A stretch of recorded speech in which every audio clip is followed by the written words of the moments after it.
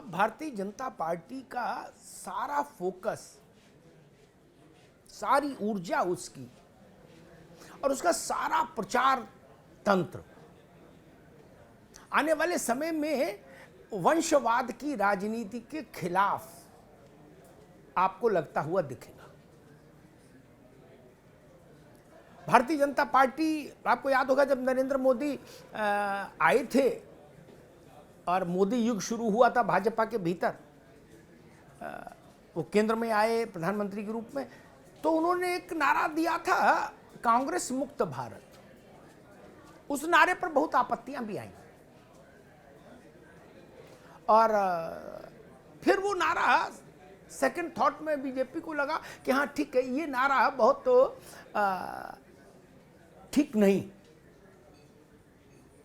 तो अब एक नया नारा जिसमें कांग्रेस भी आ जाए, जिसकी जद में, और राज्यों के छत्रप भी आ जाए विशेष रूप से, वो भाजपा ने गढ़ा, तैयार किया।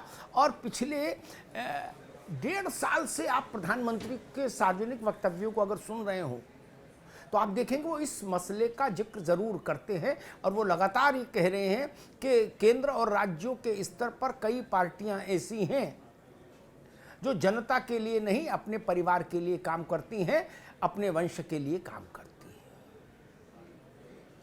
भाजपा 2024 के लिए जो एक अपना केंद्रीय मुद्दा तय करने जा रही है, वो मुद्दा यही होगा, वंशवाद की राजनीति से भारत की राजनीति को मुक्त कराना है।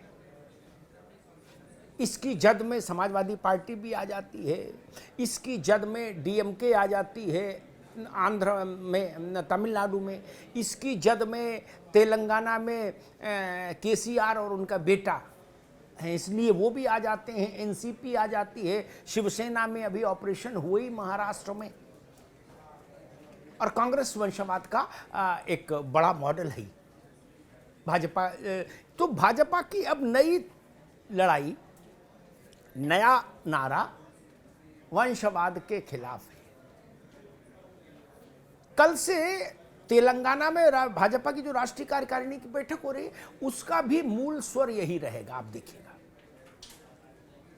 बिना कांग्रेस मुक्त भारत का उल्लेख किए कांग्रेस खुद कटघरे में खड़ी हो जाए, इसके लिए, और साथ में राज्यों के छत्रप भी आ जाएं, इसके लिए इस नए नारे का गठन हुआ है, इस नए नारे को खोजा है भाजपा ने।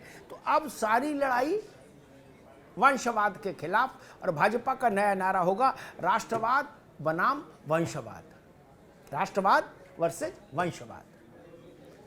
कितना चलेगा ये नारा? क्या भारत में, भारत की राजनीति में, खासतौर पर क्षेत्रीय स्तर पर क्या वंशवाद की एक अपनी मान्यता है?